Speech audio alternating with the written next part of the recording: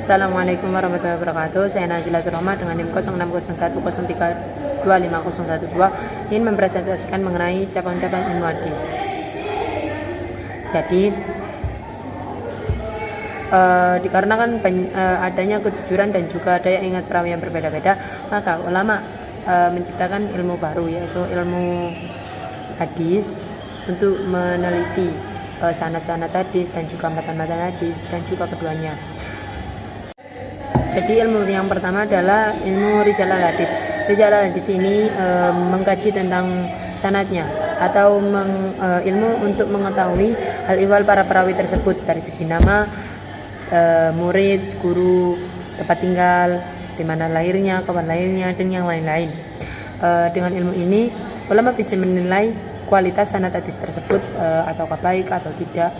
Ilmu ini dikenal dengan ilmu untuk mengetahui siapa yang membawa hadis tersebut. Ilmu yang kedua adalah ilmu jahrah wa ta'dil. Ilmu yang membahas pribadi hadis dari sisi penilaian, apakah mereka dapat diterima atau ditolak riwayatnya. Fokus utamanya melihat sifat positif atau negatif.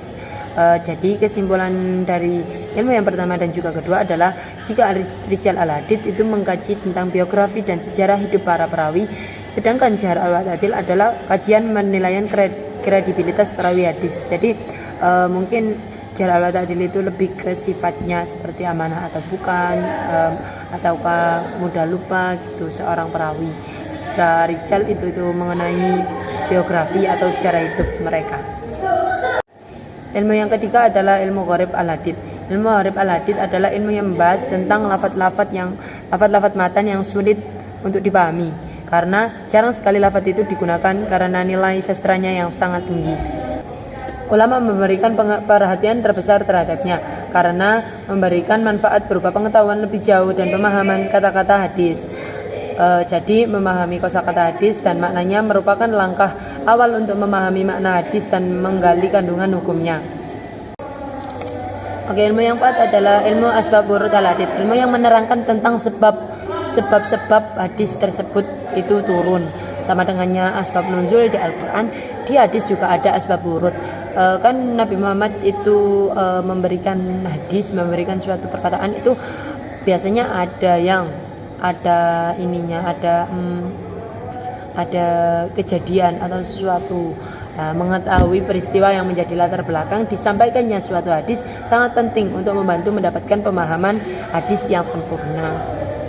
Ilmu yang kelima adalah ilmu nasikh wa mansukh al-hadits. Ilmu yang membahas tentang ayat atau hadis yang hukumnya dihapus mansukh dan ayat atau hadis yang menghapusnya atau nasikh. Ilmu ini bertujuan untuk memberi pemahaman agar umat tidak salah dalam mengamalkan ayat atau hadis yang sudah tidak berlaku hukumnya. Oke. Ilmu yang selanjutnya adalah ilmu mukhtalaf hadits. Membahas hadis-hadis yang secara lahiriah tampak bertentangan, ia berusaha menjelaskan, mengompromikan atau menentukan mana yang lebih kuat. Mukhtalaf artinya berbeda atau tampak bertentangan. Dalam hadis terkadang ada dua riwayat yang kelihatannya berlawanan padahal sebenarnya bisa dijelaskan atau dipadukan.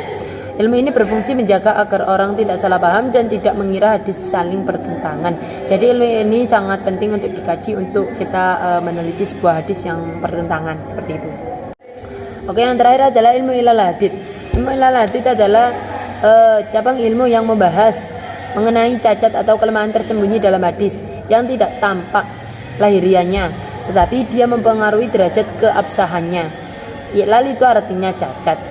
Jadi dalam ilmu hadis yang dimaksud ilal adalah penyebab tersembunyi yang merusak kesahihan hadis baik dari segi sanad maupun matanya. Cacat ini biasanya tidak terlihat kecuali oleh ulama ahli yang sangat mendalam pengetahuannya tentang jalur periwayatan. Cukup sekian presentasi saya di bab 5 ini. Kalau ada salah kata ataupun salah ucapan saya mohon maaf yang sebesar-besarnya. Assalamualaikum warahmatullahi wabarakatuh.